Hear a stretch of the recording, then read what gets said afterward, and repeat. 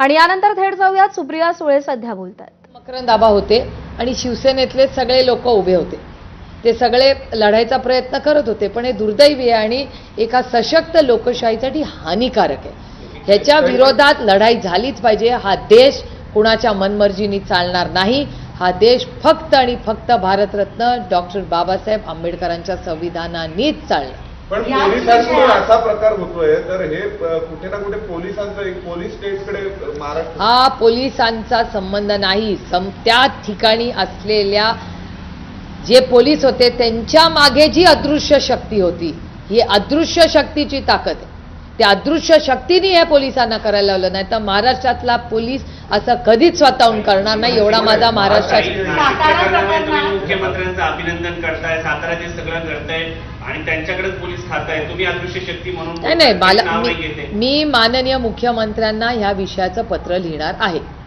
आणि कालही मी अनेक वरिष्ठ, काल भारतीय जनता पक्ष असेल किंवा सरकारमधले अनेक लोकांची माझी भेटही झाली. त्यांनाही मी काही गोष्टी ह्या सांगितल्या आहेत, कारण का दिल्लीमध्ये काही गोष्टी आलेल्या आहेत वर्तमानपत्रात आणि चॅनलवर, काही नाही आलेल्या. पण हे दुर्दैव आहे की महाराष्ट्राच्यासाठी ही जी काही साताऱ्याची घटना झाली ही लोकशाहीची हत्या आहे. आणि मी माननीय मुख्यमंत्र्यांना ह्याच्यासाठी पत्र लिहिणार आहे, कारण का हे अतिशय अस्वस्थ करणारी गोष्ट. भाजप आणि एकनाथ शिंदे यांच्या पक्षातील मतभेद आता समोर येताना बघायला मिळाले. कारण काल रात्री मुख्यमंत्री आणि उपमुख्यमंत्र्यांची बैठक झाली. त्यात मुख्यमंत्र्यांनी स्पष्ट सांगितलेलं आहे की तुम्ही जे काल सभागृहामध्ये तुमच्या पक्षाच्या नेत्यांनी सभागृहामध्ये जे केलं ते न पटणार आहे, असं काल स्पष्ट. साताऱ्यासारखे प्रकार खपवून घेणार नाही. मोठा भाऊ म्हणून भाजपची समजण्याची भूमिका आहे, ते म्हणजे ते मुकाम नाही. बघा आता काय त्यांच्या दोघांमध्ये चर्चा झाली ही मला माहिती नाही. तुम्ही म्हणताय म्हणून मी ऐकते. पण त्यांच्यात काय चर्चाही झाली नाही. पण हा मोठा भाऊ आणि छोटा भावाचा विषयच नाहीये. हा नात्याचा विषय नाहीये. ही लोकशाही आहे. लोकशाहीत अशी गुंडागर्दी जर होणार असेल तर त्याच्या पुढे ताकदीने लढण्याची गरज आहे. आज हा साताऱ्याचा विषय, उद्या 10 ठिकाणी आणि हे करणंच चुकीचं आहे. म्हणजे मी शंभूराजेजींनाही फोन करणार आहे आणि मकरंद पाटलांना मी ऑलरेडी फोन करून सगळी माहिती घेतलेली आहे. निवडणूक रद्द व्हावी अशी मागणी कराल तुम्ही? का नाही कर. माझं म्हणणं आहे ही जर त्यांना इथे न्याय मिळत नसेल तर मकरंद पाटील आणि शंभूराजेंना जर धक्काधुक्की झाली असेल तर ते दोघंही कॅबिनेट मिनिस्टर आहेत, त्याची पारदर्शक इन्क्वायरी झाली पाहिजे. आणि जर सरकारने त्यांना न्याय, एक तर त्या सरकारचे भाग आहेत, म्हणजे ज्या सरकारमध्ये तुम्ही आहात तेच सरकार तुम्हाला धक्काधुक्की करतंय. रे पांडुरंगा, काय दिवस बघायला लागत आहेत महाराष्ट्रामध्ये. आणि मित्रपक्षांना, त्यांचे मित्रपक्ष आहेत ना. म्हणजे मला आश्चर्य वाटतंय की एकीकडे तुम्ही सत्तेमध्ये एकत्र आहात आणि दुसरीकडे त्याच भावाला धाकट्या भाऊ, तुम्हीच म्हणताय त्यांना, मी कुणाला धाकटं बिकटं समजत नाही, मी सगळ्यांना समान समजते. पण धाकट्या भावाला जर अशी धक्काधुक्की असेल तर आपल्याला सगळ्यांनाच आत्मचिंतन करायची वेळ आहे की महाराष्ट्राचं राजकारण चाललंय कुठल्या दिशेने. आणि हे सुसंस्कृत महाराष्ट्राचं राजकारण नाही. मराठी माणूस हा एक स्वाभिमानी माणूस आहे. तुम्ही छत्रपती शिवाजी महाराजांचं नाव घेऊन राजकारण करताना, शाहू फुले आंबेडकरांचं नाव घेऊन राजकारण करताना मग मार काय खाताय? अजित भाजप पवार मित्र पक्षांना नेहमी दाबतं अशा पद्धतीच्या चर्चा असतात, वारंवार तशा तो त्यांचा असतात. पण ह्या घटनेमुळे ते पुन्हा एकदा सिद्ध झाले असं म्हणायचं की सोबत असलेले तो त्यांचा आणि त्यांच्या युतीचा, आघाडीचा जे काय असेल किंवा त्यांच्या मित्रपक्षाचा अंतर्गत प्रश्न आहे. त्याच्यावर मी बोलणं योग्य नाही. विधानसभा जागेवर काँग्रेस लढवण्यासाठी तयारी करते आहे. नाही, मला याची काय माहिती नाही. काँग्रेसनी आमच्याकडे काही चर्चा केली नाही. मी तुमच्या चॅनलवर आणि वर्तमानपत्रात वाचलं त्याच्याबद्दल.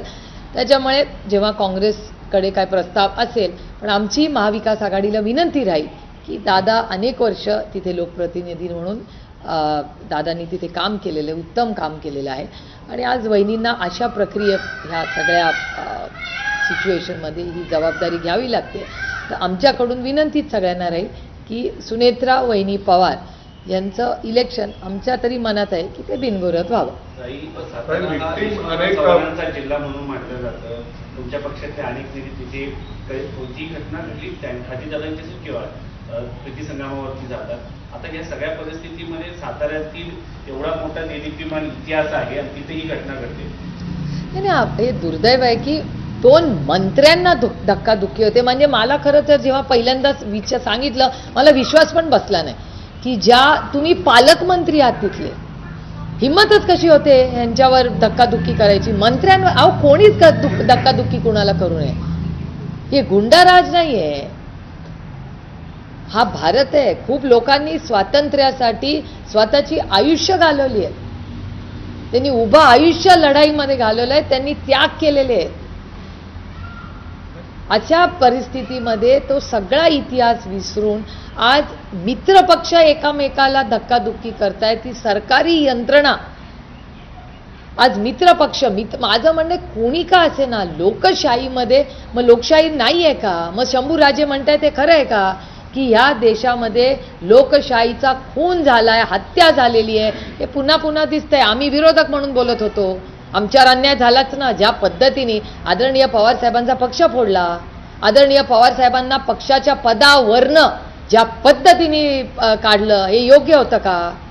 आमची कोर्टात केस आजही चालू आहे. अन्याय नाही आहे?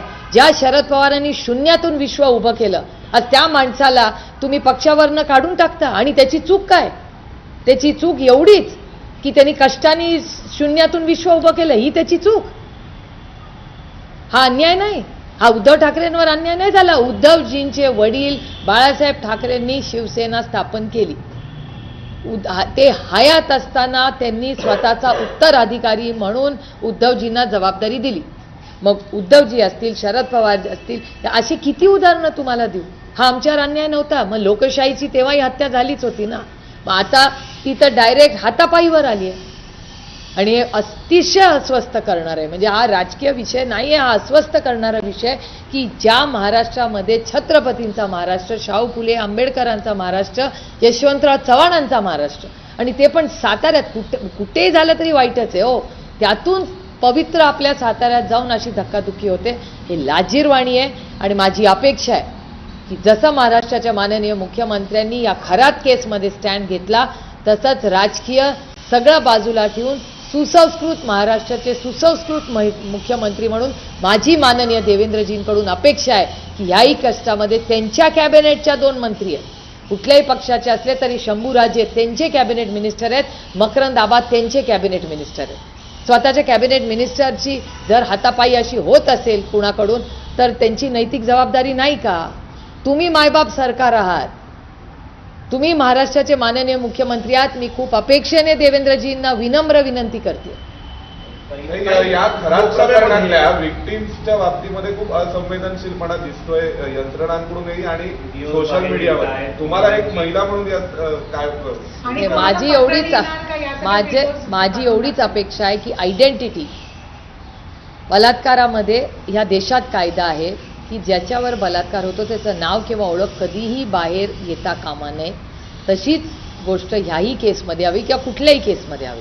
या सगळ्या महिला ज्यांच्यावर अत्याचार झालेत, अन्याय झालेले, त्यांचं एक आयुष्य आहे, त्यांची प्रायव्हसी ही संविधानानेही त्यांना तो अधिकार दिलेला आहे. त्यामुळे प्रायव्हसी राईट्स या आपण सगळ्यांनी जपल्या पाहिजेत. मी बघते तुमच्या सगळ्या चॅनल्सवर जेव्हा ते व्हिडिओ येतात, तुम्ही असे ते कळत नाही आम्हाला नक्की काय चाललंय. ते ज्या जबाबदारीने मीडिया ते व्हिडिओ दाखवत आहे, त्या जबाबदारीने आम्हीही कोणी, म्हणजे त्याची सुरुवात माझ्यापासून झाली पाहिजे, कोणीही आम्ही ते व्हिडिओ फॉरवर्ड करता कामा नये. त्या महिलांची प्रायव्हसी आहे, त्या एका समाजात राहतात, कुटुंबात राहतात, त्यांचा कुठलाही अपमान कोणी करू नये. ह्याच्यासाठी आपण माणुसकीच्या नात्याने सगळ्यांनीच जबाबदारी घ्यावी.